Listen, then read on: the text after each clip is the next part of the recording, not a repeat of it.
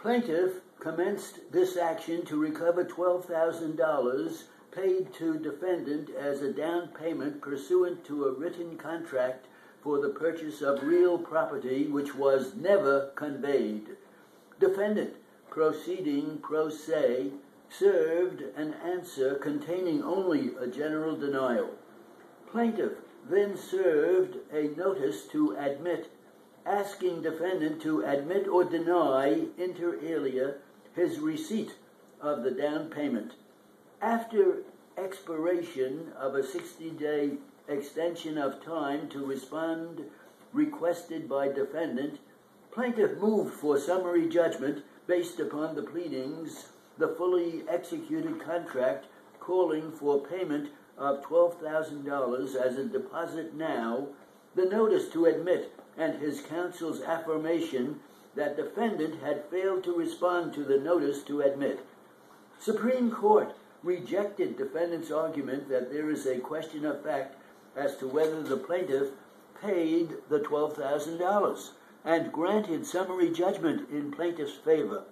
Defendant now appeals. Initially, we cannot consider defendant's argument that the notice to admit was improper because it is raised for the first time on this appeal.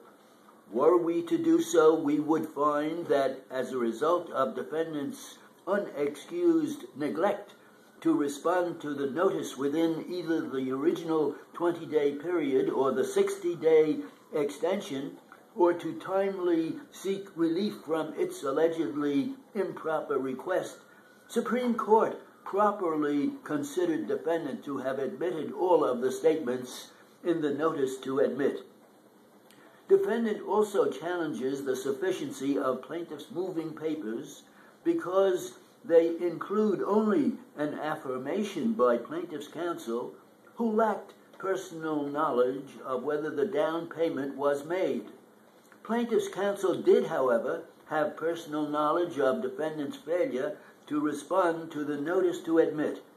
In addition, the affirmation of plaintiff's counsel served as a vehicle to present the pleadings, which included a copy of the written contract reciting that the $12,000 down payment was made, the notice to admit and defendant's request for a 60-day extension.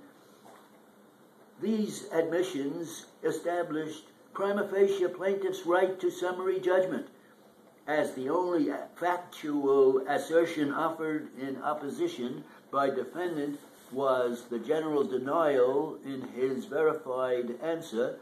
Supreme Court correctly found that the defendant failed to meet his burden of raising a triable issue of fact, precluding summary judgment.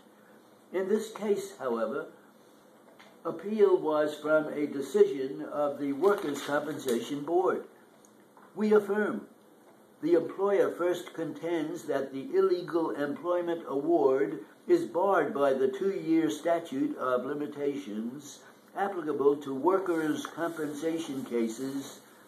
See Workers' Compensation Law, Section 28, because the issue was not raised until interjected into the case by the WCLJ in his 1996 decision, over 4 years after the date of the accident.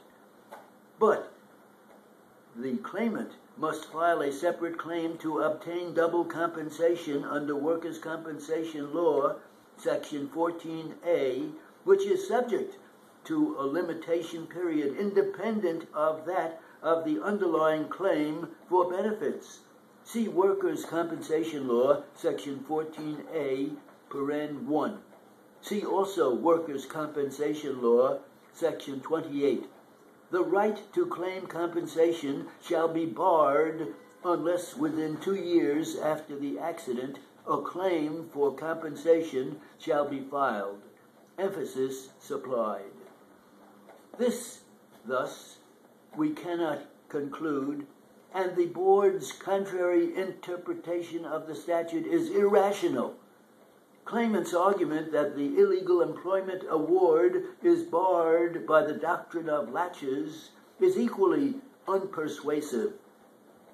An essential element of the equitable doctrine of laches is delay prejudicial to the opposing party.